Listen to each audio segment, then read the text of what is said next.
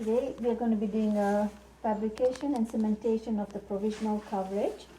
So before we start, always meet, greet, medical dental history updated, vitals taken, and explain the procedure to your patient. Thereafter, I'm going to take the shade guide under the natural light. You will take the shade guide, place it aside. The next step would be to take the preliminary impression, which I'm going to do now using the putty system. So they've taken the preliminary impression. That's our preliminary impression. Check it to make sure there are no any voids in there, any discrepancies, because it's very important to have good margins since you'll be fabricated with the fabrication of the provisional coverage.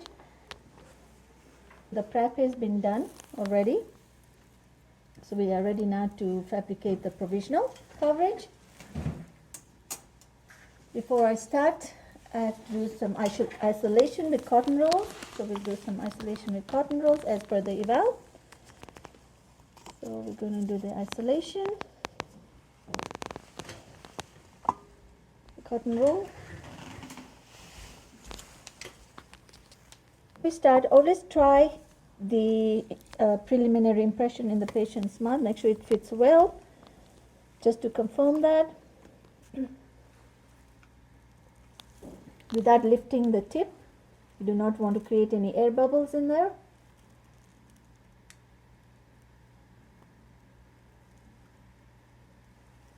Give it a little tap to monitor the setting of the material.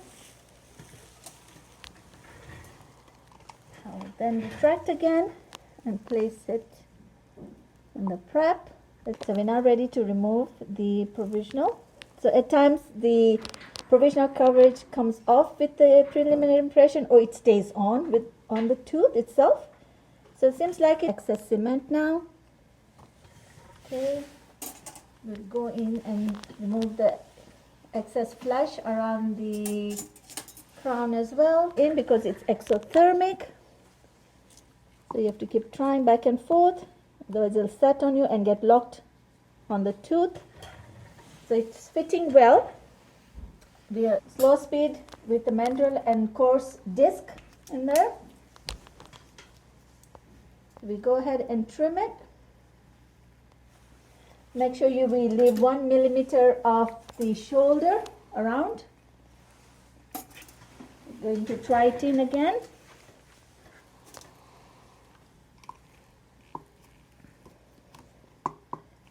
Yeah, it's fitting well. We're going to check the bite. Get the patient to bite down, tap, tap, tap, grind side to side, looking good. If it's not high, then it's fine. You do not have to trim anything, but if it's high, again, you're going to remove it and go ahead and reduce the bite. Try it.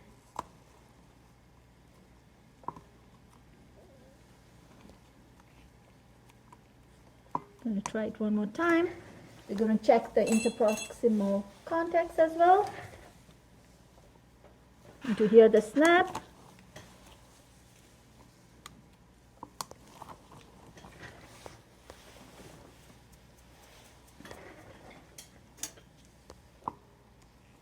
Okay. To cement the crown. So you're going to dispense equal amounts on a mixing pad. You're going to dispense equal amounts because it's a single unit crown, so you do not need a lot of cement. Make sure you put the cap on right away.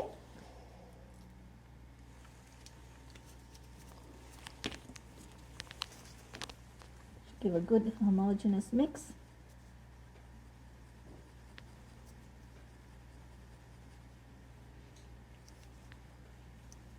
Gather all the cement.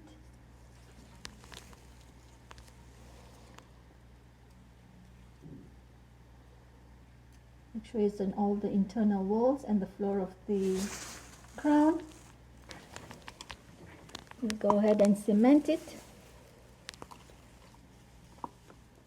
Okay. We'll get a cotton roll to get the patient to bite down. Follow manufacturer's instruction.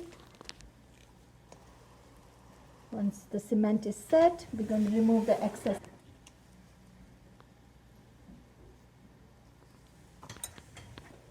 Tap, tap, tap, right side to side. But it looks good if it was handle as well. And remove the excess cement. I normally like to tie or knot the cement, which helps.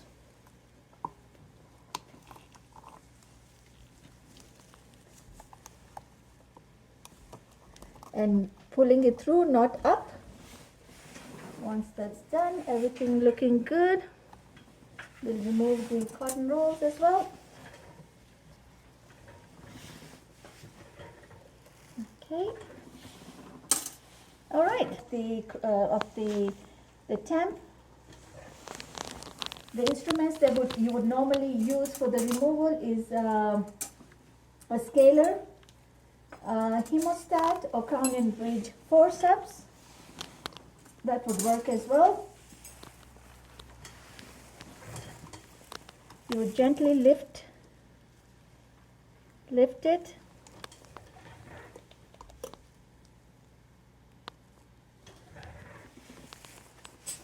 Remove the old cement.